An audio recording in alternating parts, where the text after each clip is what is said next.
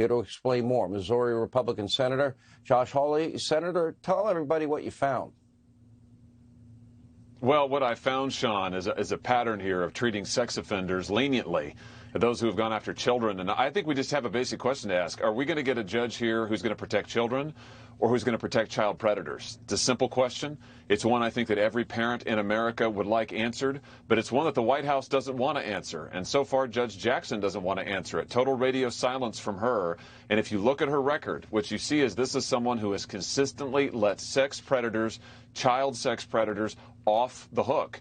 For people who have been convicted of child porn offenses, she's consistently given them lenient sentences, slaps on the wrist. This is someone who has raised the question whether sex offender registries are unconstitutional, whether notifying parents when there's a sex offender in the area is unconstitutional. She suggested all of that. I mean, this is very troubling. We need to get the answers.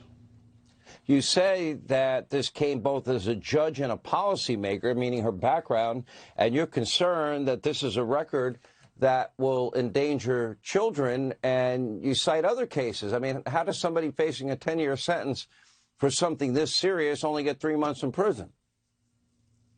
Yeah, that's the problem, Sean. If you look at what she's done as a judge on the bench, when she had the chance to put away child predators over and over again when it comes to these child porn cases, these are pedophiles we're talking about, she chose to give them the lightest sentence possible in case after case. I mean, you mentioned one. The guidelines recommended 10 years.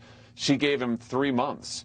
And we could go on and on. The problem is I haven't been able to find a single case where she has had a child porn offender, a pedophile in front of her, where she hasn't given him the most lenient sentence she possibly could. And again, this is someone since law school who has been saying that the sex offender registries may be unconstitutional, that notifying parents about sex offenders in their neighborhood may be unconstitutional, and who voted as a member of the U.S. Sentencing Commission. She voted to get rid of the mandatory minimum sentences for child porn. So this is a long pattern. It stretches over many years, and we need to get answers on this. You know, Senator, when you look at, for example, and you read about prisons and two things that consistently prisoners don't like that I hear about. One, they don't like rats, people that tell on other people to cut deals to make their life easier. And the second thing is those that are predators against children. I can't think of a single logical reason why there's leniency on this issue, considering we're talking about the most innocent people in society. Have you come to any conclusion as to why this is?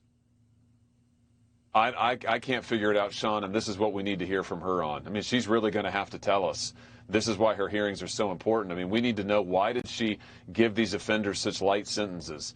Why did she vote to get rid of mandatory minimum sentences, the existing ones anyway, for child pornography? Why did she say way back as early as law school, why was she saying that maybe these sex offender registries and other protective measures were unconstitutional? I mean, these are questions that she's going to need to answer, and I think every parent in America is going to want to know the answers, because this is a lifetime appointment to the U.S. Supreme Court we're talking about here. She could be ruling on these cases, and we need to know.